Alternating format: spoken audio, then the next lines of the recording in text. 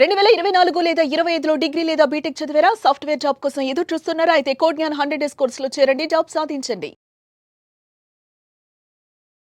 Welcome to Suman TV. నేను మీ Suman TV Nag. పాఠాలు చెప్పుకున్నటువంటి ఒక అసిస్టెంట్ ప్రొఫెసర్ భర్తను చంపటం అనేది నిజంగా విద్యా వృత్తిలో కూడా ఈ విధంగా ఉండేటువంటి వాళ్ళు ఉంటారా అనుకున్నటువంటి ఆశ్చర్యం కలగక మానదు.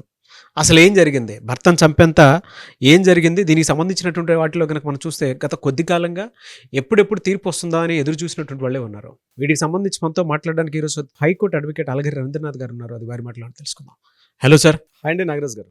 దేశానికి స్వతంత్రం వచ్చింది అని అంటే ఇలా మన చుట్టుపక్కల ఉండేటువంటి వాళ్ళని మన ఆత్మీయులను చంపుకోమని అయితే కాదు కదా. పాఠాలు చెప్పుకునేటువంటి వృత్తిలో ఉండి కూడా ఒక్కొక్క అసిస్టెంట్ ప్రొఫెసర్ తన భర్తని చంపుకునేంత స్థాయికి వెళ్తారని, అది కూడా కెమిస్ట్రీ సబ్జెక్ట్ చెప్పుకున్నటువంటి తను అంతా చదువుకున్న తర్వాత ఈ విధంగా ఉంటే ఎవరు గుర్తుపట్టరు, ఎవరికి అనుమానం కూడా రాదు అనుకునేటువంటి ఆలోచనతో అలా చేశారు అని అంటే అసలు దేశం ఎక్కడ దాకా వెళ్తుందో అనేటువంటి దానికైతే జుగుప్సాకరంగా భయం వేస్తుంది అనమాట. అంటే అంత దారుణంగా ఉంది మనసులో అయితే వినటానికి. ఏం జరిగింది సార్ అసలు? కోర్టు ముందు ముఖ్యంగా నేరం చేసి తప్పించుకోవడం అని చెప్పి రకరకాల ప్రయత్నాలు చేస్తుంటారు, రకరకాల కేసులు చూస్తుంటాం. బట్ ఇప్పుడు మనం మాట్లాడుకోబోయే ఈ కెమిస్ట్రీ ప్రొఫెసర్ యొక్క కథ ఏదైతే ఉందో, రీసెంట్గా మధ్యప్రదేశ్ భోపాల్ హైకోర్టులో దీని మీద ఒక విచారణ జరిగింది. అంటే చాలా కేసులు జరుగుతుంటాయి కదా సార్, ఏంది ఈ స్పెషల్ అనుకుంటే నిజంగానే స్పెషల్. అతని పేరు నీరజ్ పాఠక్. అతడు కూడా ఒక మెడికల్ ఆఫీసర్గా పనిచేసి సొంతంగా ఒక నర్సింగ్ హోమ్ మెయింటైన్ చేసుకుంటాడు. వీళ్ళ మిస్సెస్ పేరు నీరజా పాఠక్. ఈవిడ కూడా ఒక కెమిస్ట్రీ ప్రొఫెసర్గా పనిచేసి ఆవిడ కూడా రిటైర్ అయిపోయారు. అయితే ఇప్పుడు ముందుగా నేను చెప్పినట్టుగా ఏప్రిల్ 29న అతను చనిపోయాడు, అనుమానాస్పదంగా చనిపోయాడు. అయితే అది న్యాచురల్గా జరిగిందేమో, బహుశా ఏజ్ వల్ల అని అనుకున్నారు. తర్వాత మే 1న గుర్తించారు అది న్యాచురల్గా జరిగినటువంటి చనిపోవడం కాదు, అది ఒక మర్డర్ చేశారు అని చెప్పి ఫోరెన్సిక్ నిపుణులు అందరూ కూడా సాక్ష్యం చేసిన తర్వాత ముందుగా ఈ మమతా పాఠక్ ఎవరైతే ఇప్పుడు ఈ కెమిస్ట్రీ ప్రొఫెసర్ ఉన్నారో ఈమెను అరెస్ట్ చేసి భోపాల్ జైల్లో ఈవిడ ఉంచడం జరిగింది. ఒక 1 year పాటు ఈవిడ అక్కడ రకరకాలుగా ఇంటరాగేషన్స్, పోలీసులు రకరకాల చర్యలు తీసుకున్నారు. పోలీసులు కూడా ఒక ఛార్జ్షీట్ ఫైల్ చేశారు. ఛార్జ్షీట్ ఫైల్ చేసిన తర్వాత పోలీసులు ఏం చేశారంటే ఈమె ఇక్కడ చంపేసింది, తన భర్త అయినటువంటి నీరజ్ పాఠక్ని చంపేసింది. ఎలా? మామూలుగా కాదట, తనకున్నటువంటి కెమిస్ట్రీ తెలివితేటలు, అంటే తన కెమిస్ట్రీ సబ్జెక్ట్ తను టీచ్ చేసేది కాబట్టి కెమిస్ట్రీలో ఏ కెమికల్కి ఏ యాసిడ్కి ఏ కాంబినేషన్స్ ఉంటే కణజాలం ఎలా దెబ్బతింటుంది, హార్ట్ ఎలా దెబ్బతింటుంది, ఇలా పూర్తిగా ఆ కెమికల్ రియాక్షన్స్, ఆ యొక్క కెమికల్స్ అన్ని కూడా ల్యాబొరేటరీని తీసుకొచ్చి సాక్ష్యాధారం అన్నది లేకుండా పూర్తిగా చంపేద్దాం అనే ఉద్దేశంతో తను చంపేశారని చెప్పి పోలీసులు ఛార్జ్షీట్లో ఫైల్ చేశారు.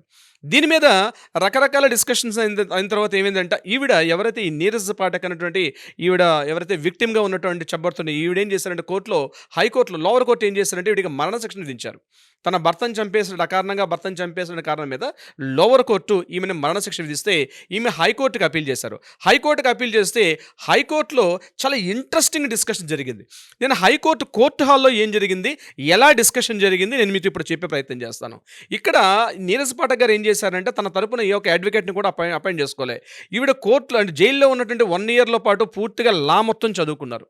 లా చదువుకొని ఏ సెక్షన్స్కి ఎలా ఉంటుంది, దేనికి ఎలా మాట్లాడాలి, ఎట్లా మాట్లాడాలి, ఇవన్నీ కూడా పూర్తిగా ప్రిపేర్ అయ్యి హైకోర్టులో అక్కడ జస్టిస్ అగర్వాల్ గారు ఇద్దరు ద్విసభ్య కమిటీ, ఆ కమిటీలో జస్టిస్ ఉంటే సార్ నా కేసు నేనే వాదించుకుంటాను అని చెప్పి నీరజ్ పాఠక్ గారు కంటిన్యూగా మాట్లాడడం జరిగింది. అక్కడ ముందుగా ఆ డిస్కషన్ ఎలా జరిగిందంటే అక్కడ జడ్జి గారు, అమ్మ మీరు అసిస్టెంట్ ప్రొఫెసర్ కెమిస్ట్రీ ప్రొఫెసర్గా పనిచేశారా?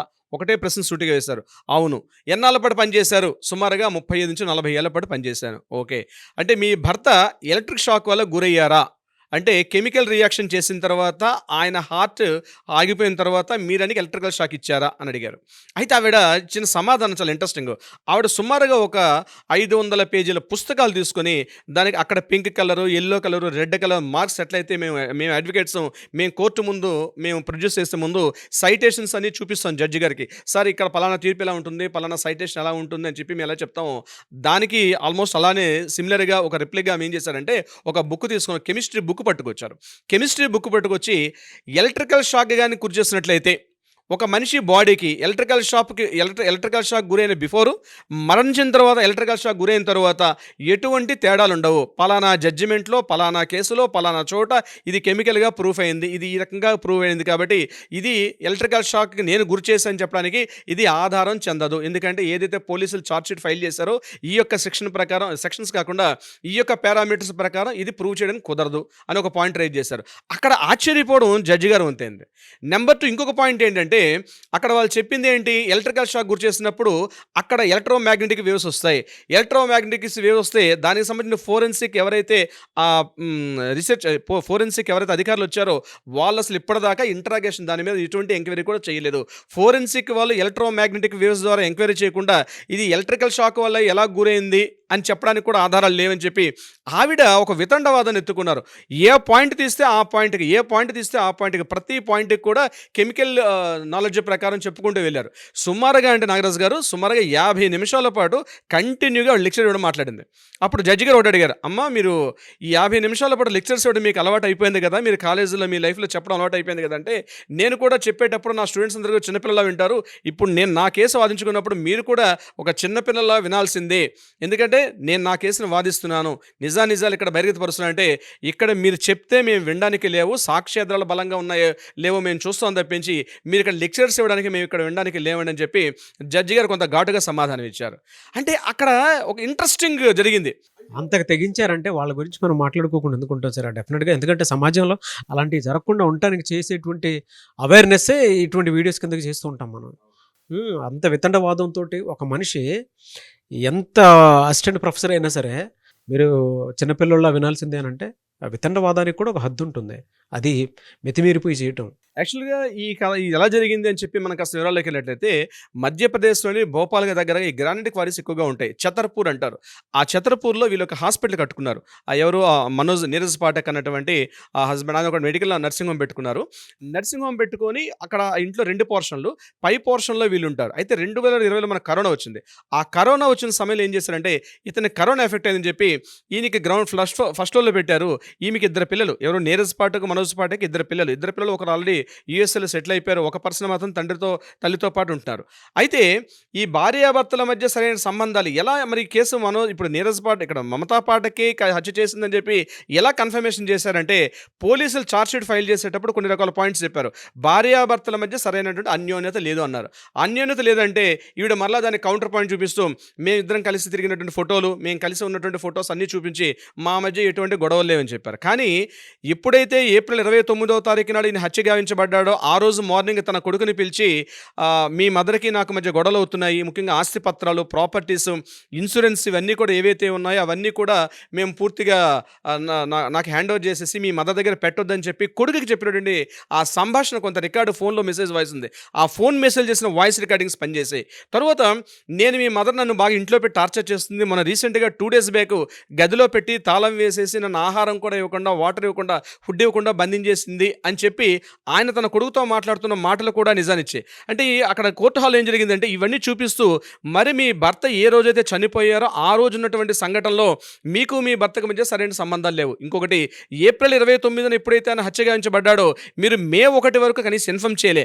ఆ డెడ్ బాడీని అక్కడ విడిచిపెట్టేసి మీరు అక్కడికి 130 కిలోమీటర్ల డిస్టెన్స్ ఉన్నటువంటి పట్నా నగరానికి మీరు అక్కడి నుంచి వెళ్ళిపోయి కూడా కనీసం ఇన్ఫార్మ్ చేయాలంటే ఒక జాలిగా ఒక పక్కన తోటి మనిషి ఉంటేనే ఆ రకంగా ఉంటేనే ఇన్ఫార్మ్ చేస్తారు. మీరు ఇన్ఫార్మ్ చేయకుండా, ఏమీ చేయకుండా 130 కిలోమీటర్ డిస్టెన్స్ ఉన్న మీ వేరే ప్లేస్కి వెళ్ళిపోయారంటే మీరు ఎందుకు ఇన్ఫార్మ్ చేయలేదు అని అడిగిన ప్రశ్నకు కూడా ఆమె దగ్గర సమాధానం లేదు.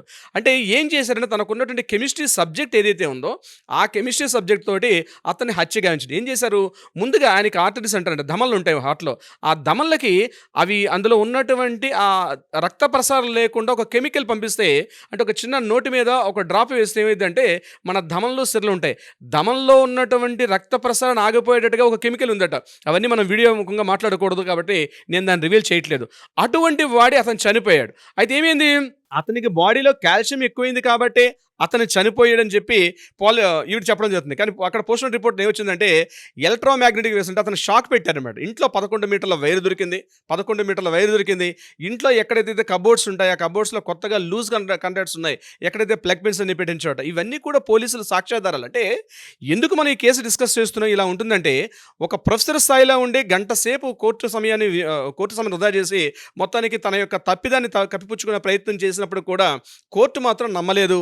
ఆమెను మరలా శిక్షించారు. కింద లోవర్ కోర్టు ఏదైతే మరణ శిక్షించారో అదే కోర్టు ఇంపోజ్ చేయమని చెప్పి అదే విధంగా ఆమెను ఇంపోజ్ చేయమని చెప్పి అత్యంత పాశవికంగా భర్తను చంపడమే కాకుండా మరలా తన తప్పిదాన్ని కవర్ చేసుకోవడం అని చెప్పి కోర్టు యొక్క సమయాన్ని, కోర్టు టైంని కంప్లీట్ అందరిని కూడా కన్ఫ్యూజ్ చేసుకోవచ్చు. గంట పాటు అక్కడ ఏం జరిగిందంటే, ఒక కెమిస్ట్రీ ఒక డీన్ ఒక డయస్ మీద మాట్లాడుతుంటే ఇలా ఉపన్యాసం ఇస్తారో అలా ఉపన్యాసం ఇచ్చి ఈవెన్ జడ్జెస్ని కూడా కన్ఫ్యూజ్ చేసేసి బయట ఉన్నటువంటి అడ్వకేట్స్, లాయర్లు కూడా ఇలాంటి కేసు ఇప్పటివరకు మేము చూడలేదే కదా అన్నటువంటి సిచ్యువేషన్కి it is really very interesting కేసుగా నడిచింది. కానీ ఒకటి మాత్రం నిజం, ఎవరైనా తప్పు చేసేవారు, ఎంత మేధావైనా, ఎంత తెలివంతుడైనా, ఏం చేసినా ఎక్కడో ఒక చిన్న తప్పు చేస్తాడు, ఆ తప్పు ద్వారా దొరికిపోతాడు. దానికి ఎగ్జాంపులే ఇప్పుడు ఈ నీరజ్ పాఠక్, అదేవిధంగా ఈ మమతా పాఠక్, నీరజ్ పాఠక్ హత్య కేసులో దోషిగా మిగిలినటువంటి మమతా పాఠక్, ఈవిడికి నేను న్యాయస్థానం మరణశిక్ష విధిస్తూ కూడా తీర్పు ఇవ్వడం ఉన్నది. ఇప్పటికి కూడా ఇంకా బతికే ఉంది, న్యాయం ఇంకా బతికే ఉంది.